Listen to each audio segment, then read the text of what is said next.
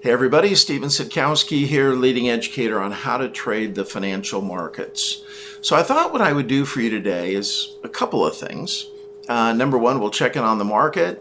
Number two, I want to show you a trade that I actually took for my own account. It won't be a trade recommendation. I clearly don't know anything about your financial circumstances and whether or not this trade would be appropriate for you, but it just gives you an idea of sort of how to think and how one goes about the process of executing a trade. We'll show you another potential trade idea, and then how to keep sort of tabs on something that might develop in the future. So lots to do. Let's get to it. And let's first of all jump on the chart on the SPY. Okay, the SPY, this is the Standard & Poor's 500. It consists of 500 large cap stocks. And let's look for direction and for trend. So to do that, and I'll annotate this, we look at a 6-month chart, and this one's pretty darn simple. If we connect the lows and we connect the highs, what do we see? We see this market is moving higher. Now, I'm not 100% bullish on the market. Market's moving higher. It's sitting at an all-time high. All that's great. We still have China and trade talks looming. We still have political events looming. We have economic reports that are going to be coming out. On new home production, that was down. That was announced today. We definitely have a slowing economy, but the good news is for investors, there's nowhere else for people to put money. So right now it continues to pour into the stock market. All right, so let me show you a trade idea, one that I executed on, and it was for Equifax. So as we look at the chart on Equifax, there are 3 basic indicators that I typically use outside of looking at chart patterns, but we look at the stochastic. So the stochastic is a short-term momentum indicator, and it shows us that, see how the green line is above the red, and it's pointed in an upward direction. That is upward short-term momentum. And you can see down here that we got a green dart verifying same. Then we look at the MACD. MACD stands for moving average convergence divergence. Basically, it just compares exponential moving averages. And it also indicates that it's bullish. The histogram is green.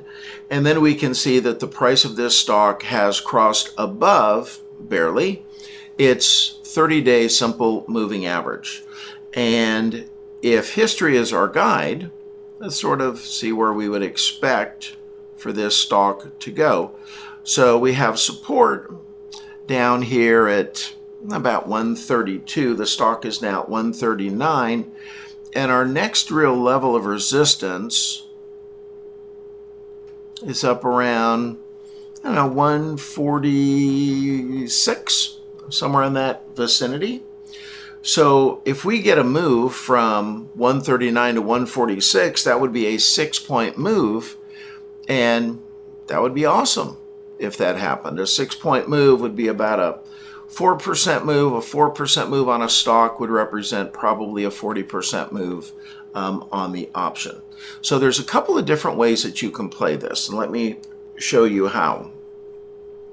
So if we wanted to take a trade, we would go into options, and we go out typically 90 days, but there is nothing out 90 days. Closest we're going to get is 60. So generally we end up buying call options with a strike price that is the equivalent of a delta of as close as we can get to 30.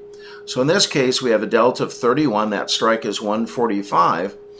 So I could simply purchase this option, and we could see the pricing.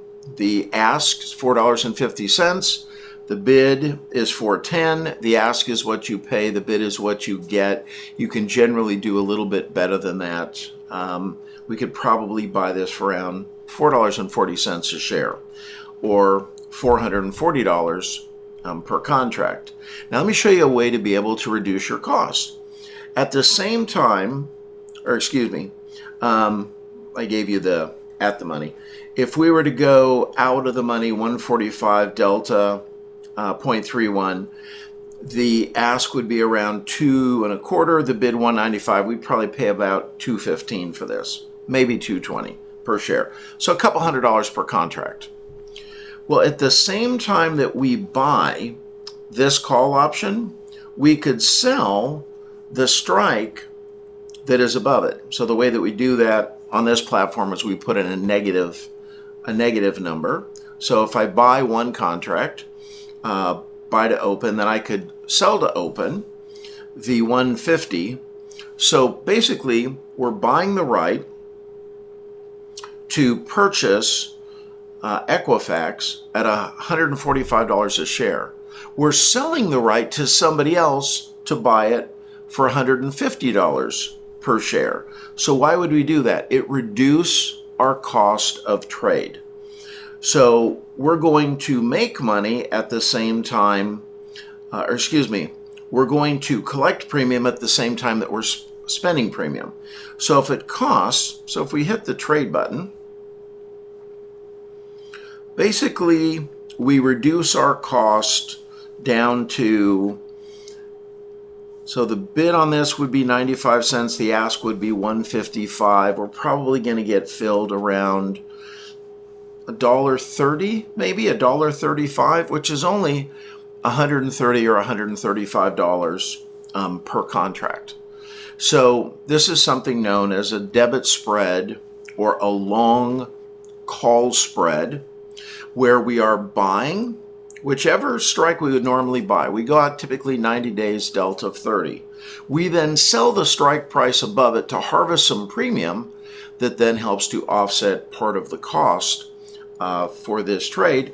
And what are we hoping for? We're hoping then that the price of the stock moves up and we profit as long as it moves up. Now, if it goes up above 150 because we've sold that 150 strike call, then we've capped out our profits. But in looking at the chart, what are the chances that this is going to go above 150 in the next 60 days? Not very high. I mean, 150 would be higher than it's been in 6 months, so not likely. I'm just looking for that move from about 139 and change, hopefully up to about 145 and change, close out the trade, harvest profit, and that's how we do it. So those of you who are not subscribers to my YouTube channel, I'd love it if you did that. Sort of helps me to see how many people are following me. If you click on the little bell, the notification bell, every time I post something new, you'll be notified. So till next time, God bless. Have an amazing day. Bye for now.